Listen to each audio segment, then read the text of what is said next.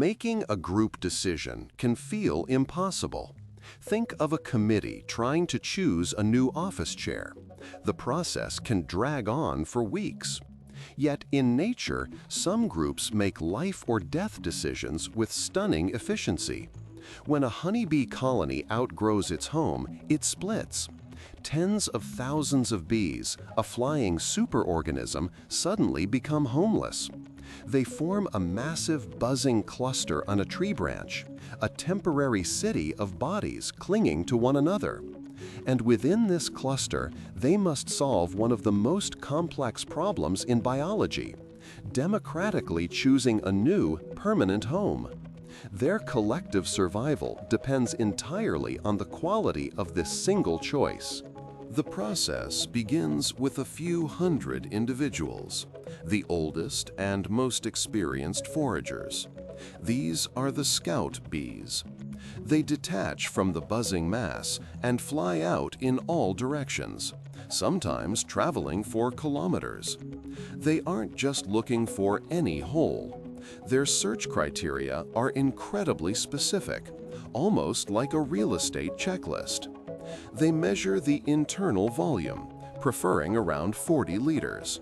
They check the entrance size, looking for a small, defensible opening. They assess its height from the ground, its orientation, and even its insulation. Each scout acts as an independent real estate agent for the entire colony. When a scout finds a promising location, she returns to the swarm. But she doesn't make a verbal report. Instead, she performs a dance. This is the famous waggle dance, performed on the vertical surface of the swarm itself, crawling over the backs of her sisters. The angle of her dance relative to the sun's position communicates the direction of the new site. The duration of the waggle part of the dance communicates the distance. But there's another crucial layer of information: enthusiasm. The better the site, the more vigorously and longer she will dance, attracting more followers.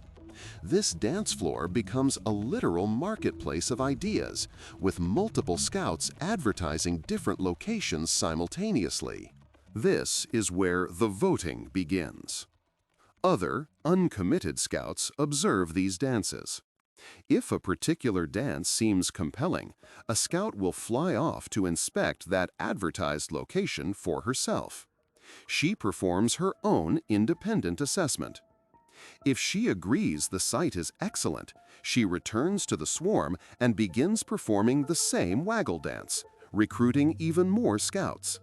This creates a positive feedback loop, amplifying the signal for good sites. A mediocre site might attract a few initial dancers, but it won't inspire new recruits, and its advertisement will slowly fade. The swarm doesn't vote for a simple majority. It waits for a quorum. The decision is made only when a critical threshold, roughly 15 to 20 scouts, are seen simultaneously dancing for the same location. But positive feedback isn't the whole story. To speed up consensus and avoid getting stuck on a suboptimal choice, bees use an inhibitory signal. A scout who has visited a truly superior site might find another bee advertising a mediocre one. Instead of just outdancing her, she can actively shut down the competing advertisement. She does this by emitting a short, high-pitched stop signal and physically bumping her head against the dancer. This is a direct, targeted form of peer review. It tells the other bee, "Your site isn't good enough. Stop advertising it and come see this better one." This negative feedback is crucial for pruning the list of options and ensuring the swarm commits only to the best possible home. If you step back, the entire swarm is functioning as a single, distributed brain. The individual scout bees are like sensory neurons, gathering disparate pieces of data from the environment. The surface of the swarm, the dance floor, acts as the neural processing center where this information is integrated, weighed, and compared through competing signals. The waggle dances are excitatory signals, strengthening a potential pathway, while the stop signals are inhibitory, weakening others. The achievement of a quorum is the equivalent of a neuron's firing threshold being reached. It's the moment of decision when a distributed consensus solidifies into a single, unified command for action. Once the quorum is met, the debate ends. The scouts who have found the chosen site begin to spread through the quiescent cluster, vibrating their wing muscles to raise the swarm's collective temperature. This is a preparatory signal, a get ready command. They then emit a new sound, a high-frequency piping signal, which is the final command to take flight. In an instant, the entire cloud of tens of thousands of bees lifts into the air. They are guided not by a single leader, but by the small group of scouts who now streak through the swarm, releasing pheromones and physically guiding the massive body toward its new home. This is a system without central control, without a president or a prime minister, that consistently makes high-stakes, life-or-death decisions with a speed and accuracy that any human organization would envy.